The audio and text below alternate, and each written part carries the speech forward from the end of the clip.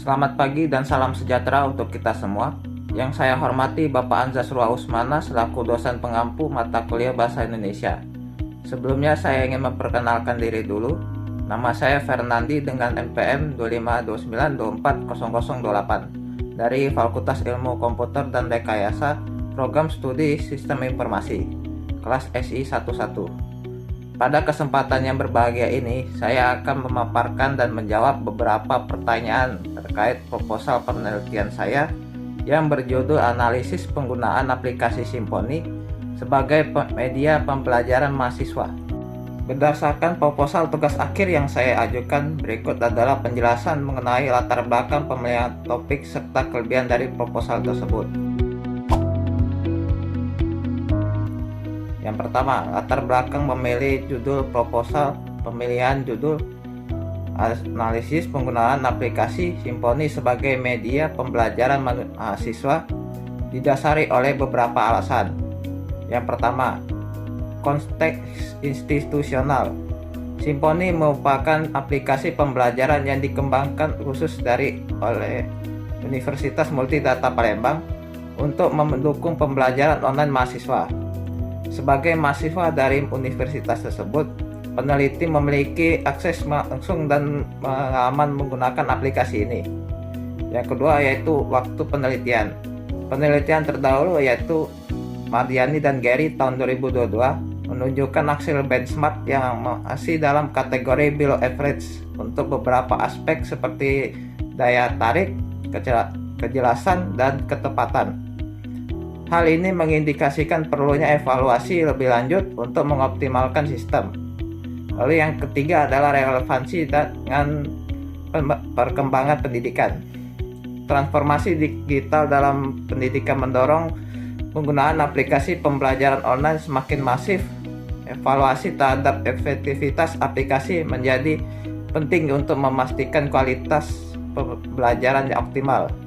Yang keempat, kebutuhan pengukuran komprehensif. Belum terukurnya secara komprehensif performa aktual aplikasi Simponi dari kepuasan dan pengalaman pengguna menjadi motivasi utama penelitian ini. Ada juga kelebihan dari proposal berikut. Yang pertama, struktur yang sistematis.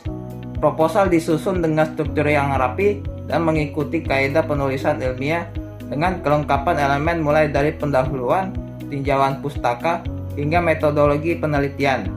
Yang kedua, relevansi praktis tinggi, yaitu penelitian ini memiliki dampak langsung bagi institusi, yaitu Universitas Multidata Palembang dalam mengembangkan aplikasi Simponi dan bagi mahasiswa sebagai pengguna utama.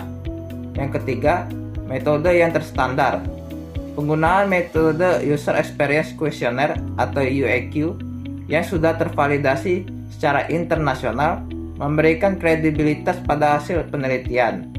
Metode ini mengukur 6 dimensi, yaitu daya tarik, kejelasan, efisiensi, ketepatan, stimulasi, dan kebaruan secara komprehensif.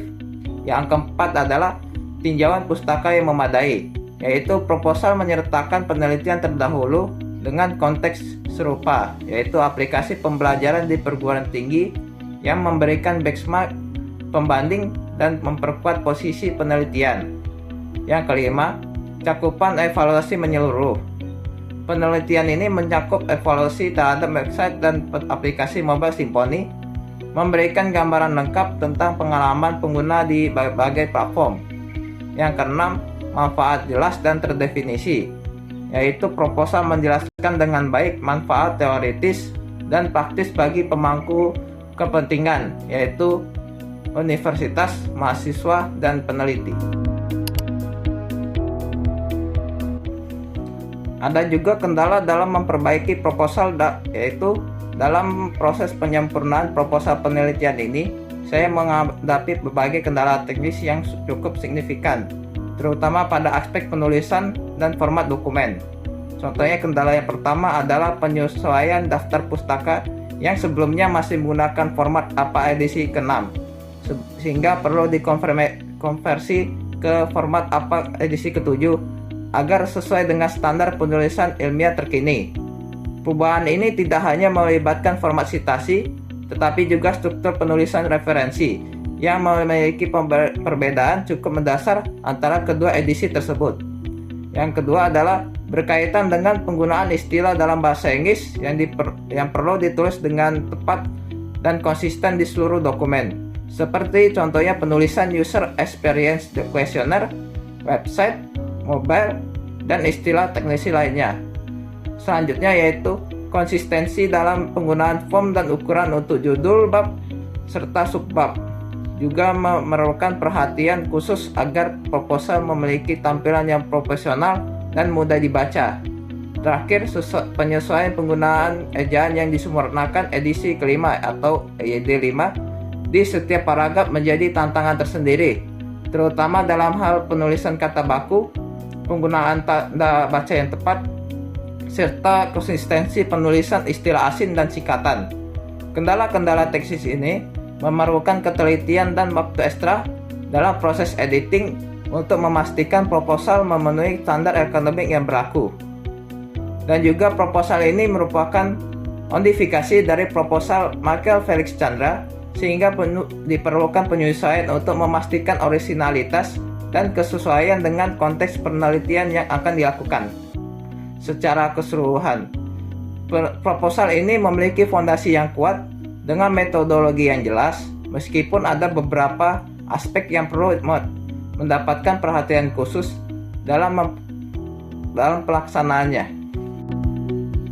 Demikianlah pemaparan yang dapat saya sampaikan mengenai proposal penelitian saya yang berjudul Analisis Penggunaan Aplikasi Symfony sebagai Media Pembelajaran Mahasiswa. Saya menyadari bahwa masih terdapat banyak kekurangan dalam penyampaian maupun penyusunan proposal ini. Oleh karena itu, saya sangat terbuka dan mengharapkan masukan serta saran dari Bapak dan teman-teman sekalian untuk perbaikan ke depannya. Semoga penelitian ini dapat memberikan manfaat khususnya bagi Universitas Multidata Palembang dalam mengembangkan aplikasi Symfony ini, serta bagi kita semua sebagai pengguna dalam meningkatkan kualitas pembelajaran online.